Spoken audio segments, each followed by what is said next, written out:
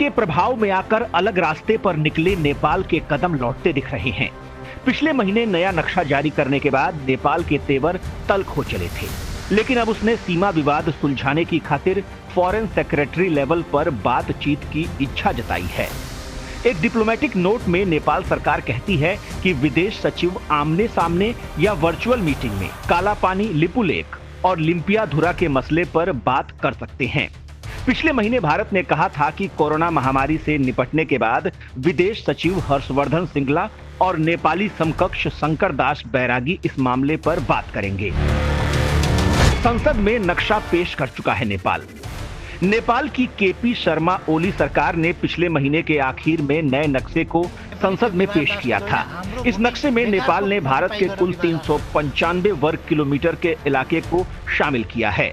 इसमें लिम्पियाधुरा, लिपुलेख और कालापानी के अलावा गुंजी, नाभी और कुटी गांवों को भी शामिल किया गया है। नेपाल, भारत और तिब्बत के ट्राई जंक्शन पर स्थित कालापानी करीब 3600 मीटर की ऊंचाई पर स्थित है। भारत के मुताबिक करीब 35 वर्ग किलोमीटर का ये इलाका उत्तराखंड के पिथौरागढ़ जिले का हिस्सा है, जबकि नेपाल का कहना है कि ये इलाका उसके दार्चुला जिले में आता है। भारत ने इसे पूरी तरह से एक पक्षीय फैसला बताया और साफ कर दिया था कि वे सभी इलाके भारत का हिस्सा हैं। हालांकि अब नेपाल के सुर ढीले पड़े हैं। वैसे विदेश सचिव स्तर की बातचीत का आइडिया 1997 में आया था, जब तत्कालीन प्रधानमंत्री आईके गुजराल नेपाल गए थे।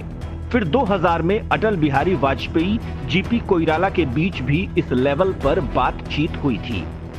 पिछले साल नवंबर में नेपाल ने फिर इसकी पहल की थी, मगर बातचीत नहीं हो सकी। अब कोरोना वायरस ने अनिश्चितता पैदा कर दी है।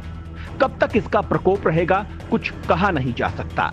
इसलिए नेपाल वीडियो कॉन्फ्रेंस के जरिए मीटिंग करने को कह रहा है। तल्ख होने लगे हैं दोनों देशों के रिश्ते। नेपाल के इस कदम से भारत के साथ उसके रिश्तों पर गहरा असर पड़ रहा है।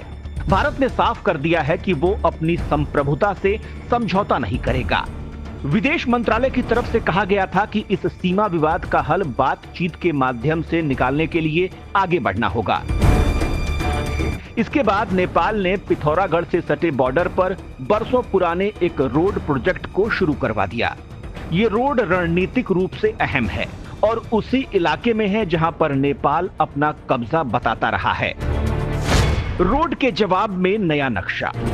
रक्षा मंत्री राजनाथ सिंह ने जब लिपुलेख से कैलाश मानसरोवर जाने वाले रास्ते का उद्घाटन किया, तभी नेपाल ने इसका विरोध किया था। उसके बाद 18 मई को नेपाल ने नया नक्शा जारी कर दिया।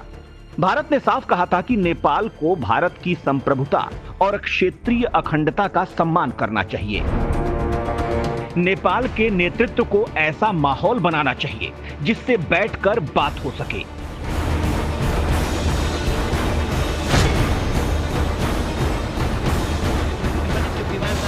हाम्रो भूमि बेकारको अकुपाई गरेर विवादास्पद बनाएको छ।